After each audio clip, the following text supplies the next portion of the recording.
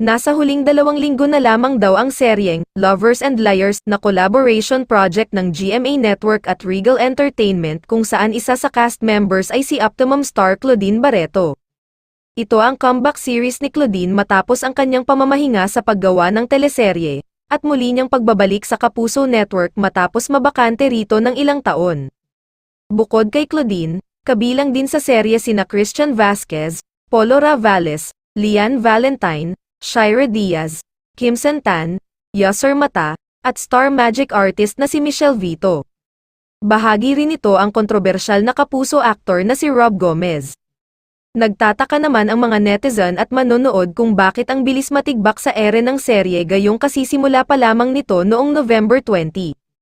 Ang mga netizen kasi, ginagawang hint ang mabilis na pagtsugi ng isang serye sa pakahulugang hindi ito pam-apalo sa TV ratings, hindi pam-atok, o hindi kinagat ng mga manonood.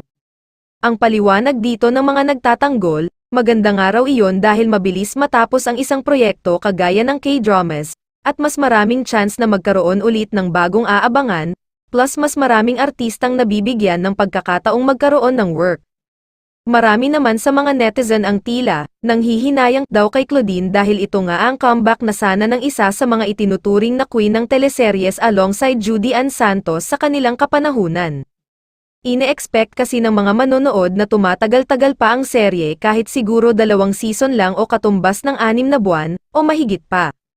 Bakit daw kasi ang abot kamay na pangarap ni Jillian Ward sa panghapon ay tuloy-tuloy pa rin at na-e-extend? Isa pa, nagtataka ang mga netizen kung bakit nilipat pa ng time slot ito at inilagay sa 5:05 ng gabi. Matapos kasi ang Black Rider, ang kasunod nito ay Kapuso Primetime Cinema, mula Lunes hanggang Huwebes at Amazing Earth, naman ni Dingdong Dantes sa pagsapit ng Biyernes. Narito ang ilan sa mga reaksyon at komento ng netizens. Grabe, bakit napunta naman sa late slot ang Lovers at Liars? Pwede naman ito sa second slot lalong-lalo na maganda naman ang story nito, sayang lang, kakaunti na makakapanood sa ganyang oras. Nalipat ng bagong time slot ng Lovers at Liars, grabe ka talaga. Mas pinili ni Claudine yung Lovers Liar, late night na siya ngayon tapos last 2 weeks, samantala yung CBML ng Don Bell na mamayagpag sa ratings.